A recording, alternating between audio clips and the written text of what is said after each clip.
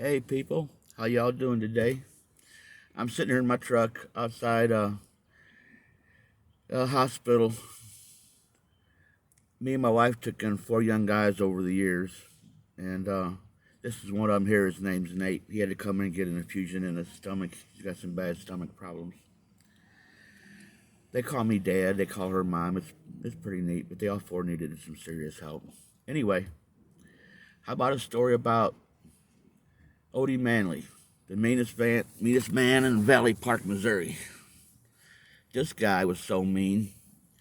He got shot dead in the center of town at 3 o'clock in the afternoon. I think it was closer to 3:30.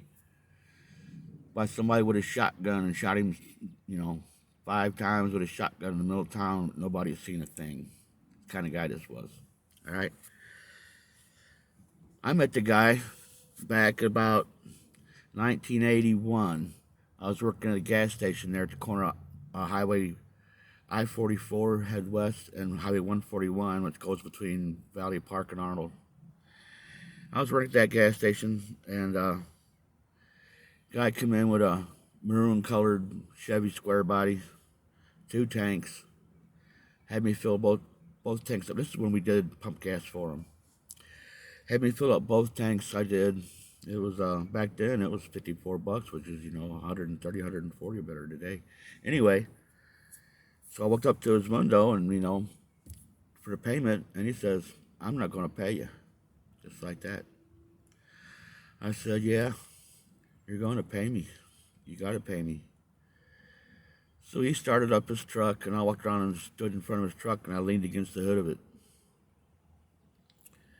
He shuts the engine back off and opens his door, starts climbing out. So I back up 5 steps. We had like a little phone booth thing out there, and on the front of it had a cigarette box. We could take packs out and sell them to people right there. We had to go inside every time. And underneath that box, I kept a piece of trucker chain, 3-inch long lengths, more than a ½ inch thick, a piece about 2.5 foot long. I kept it laying there just for this kind of thing. So I backed up there and knelt down and picked that chain up and took 5 steps right toward him as fast as I could. And he got his hand in his back pocket and getting ready to yank out a frickin' pistol he had back there. He had it in his hand. I couldn't see it yet, but I knew it was there. And I yanked my arm back with that chain, and I said, "You yank that gat, I'm going to break your fucking neck." Just like that.